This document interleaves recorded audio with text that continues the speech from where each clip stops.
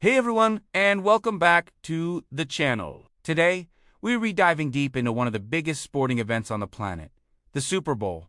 It's more than just a football game. It's a cultural phenomenon that brings together millions of people for a day of sports, entertainment, and of course, amazing food. But have you ever wondered how it all began? Let's rewind the clock. The story of the Super Bowl starts back in the 1960s with a rivalry between two professional football leagues in the United States, the established National Football League, or NFL, and the up-and-coming American Football League, the AFL. For years, these two leagues were fierce competitors, battling for players, fans, and television contracts. The competition was so intense that they eventually decided the best way forward was to merge. As part of the merger agreement signed in 1966, the leagues decided to create a championship game where the best team from the NFL would play against the best team from the AFL to determine the ultimate world champion of professional football. This new championship game needed a name. Initially, it was officially called the AFL-NFL World Championship Game, which, let's be honest, doesn't exactly roll off the tongue. The name Super Bowl actually came from a pretty unexpected place. Lamar Hunt, the owner of the AFL's Kansas City Chiefs and a key figure in the merger, was trying to come up with a catchier name. The story goes that he was inspired by his children playing with a popular toy at the time called a Super Ball. He casually suggested Super Bowl as a temporary name, but the media loved it, and it stuck. The first game, retrospectively named Super Bowl I, was played on January 15, 1967. The NFL's Green Bay Packers, led by legendary coach Vince Lombardi, defeated the AFL's Kansas City Chiefs. And just like that, a tradition was born. So, who actually gets to play in this massive event? The modern NFL is divided into two conferences, the American Football Conference, or AFC, and the National Football Conference, or NFC. These are the descendants of the original AFL and NFL. Throughout the regular season, each of the 32 NFL teams plays to earn a spot in the playoffs. It's a grueling journey. After the regular season ends, the top teams from each conference enter a single elimination tournament. They play through the wild card round, the divisional round, and finally, the conference championship games. The winner of the AFC championship game becomes the AFC champion, and the winner of the NFC championship game becomes the NFC champion. These two conference champions are the teams that face off in the Super Bowl. They're the last two teams, standing after a long and brutal season, representing the absolute best of the best in professional football. One of the most iconic symbols of a Super Bowl victory is the trophy.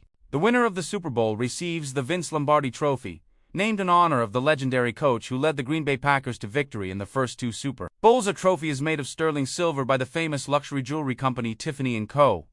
It stands nearly 2 feet tall, weighs about 7 pounds, and features a regulation-size football in a kicking position on a 3-sided stand. Unlike other major sports trophies like the Stanley Cup, a new Vince Lombardi trophy is crafted every single year, so the winning team gets to keep it permanently. It's a beautiful and prestigious symbol of being the world champions. Of course, the Super Bowl isn't just about what happens on the field. The music is a massive part of the experience. Even before the game kicks off, the performance of the national anthem is a huge moment. Over the years, some of the biggest names in music have had the honor, including Whitney Houston, whose 1991 rendition is often considered the greatest of all time. Other legendary performers like Mariah Carey, Beyoncé, and Lady Gaga have also delivered unforgettable performances. It sets the tone for the entire event and is a moment of national unity watched by millions. But the real musical centerpiece of the Super Bowl is the halftime show. What started as simple performances by university marching bands has evolved into a full-blown star-studded concert spectacle. The turning point was in 1993,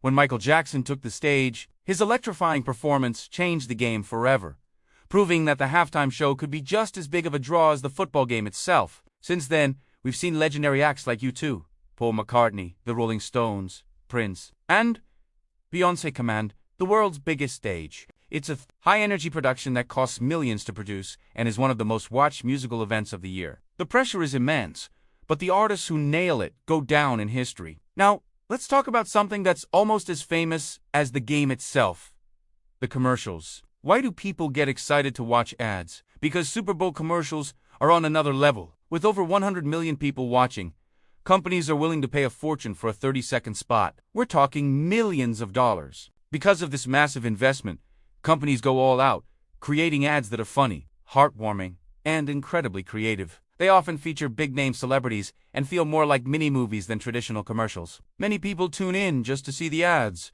and they're often discussed and ranked 4 days after the game. It's the one time of year when the commercials become a part of the entertainment. So, you want to go to the Super Bowl? Well, getting tickets is not easy and definitely not cheap. The demand for tickets is astronomical, far exceeding the supply. A very small percentage of tickets, only about 1%, are made available to the general public through a lottery system. The vast majority of tickets are distributed to the 32 NFL teams. The 2 teams playing in the Super Bowl get the largest share, which they then distribute to their players, staff, and season ticket holders. The other 30 teams also receive an allocation. The NFL itself holds on to a large chunk for its partners, sponsors, and media. This limited availability means that most tickets end up on the secondary market, where prices can skyrocket to thousands, or even tens of thousands of dollars for a single seat. It's a true bucket list item for any football fan. Over the decades, the Super Bowl has given us some of the most unforgettable moments in sports history. Think of the New York Giants ending the New England Patriots' perfect season in Super Bowl 42 with the incredible helmet catch, or the Atlanta Falcons' heartbreaking collapse against the Patriots in Super Bowl 51, the first and only Super Bowl to ever go into overtime. We've seen last-second field goals, game-saving interceptions on the goal line, and incredible displays of athleticism that are replayed for years. These are the moments that define careers and create legends. Each year, fans hope to witness another one of these historic plays that will be talked about for generations to come. The Super Bowl is so much more than a game. It's an unofficial national holiday in the U.S. Families and friends gather for parties, sharing food and drinks while watching the event unfold. The game has a massive economic impact on the host city, bringing in hundreds of millions of dollars in tourism and business. It's a day that transcends sports and becomes a shared cultural experience. From the pregame hype to the final whistle, the confetti falling on the winning team, and the iconic "I'm going to Disney World" proclamation. The Super Bowl is an event like no other. So there you have it, a deep dive into the history, the spectacle, and the cultural significance of the Super Bowl. It is a fascinating event that has grown from a simple championship game into a global entertainment powerhouse. What's your favorite Super Bowl memory? Let me know in the comments below. Thanks for watching, and don't forget to like and subscribe for more content. See you next time.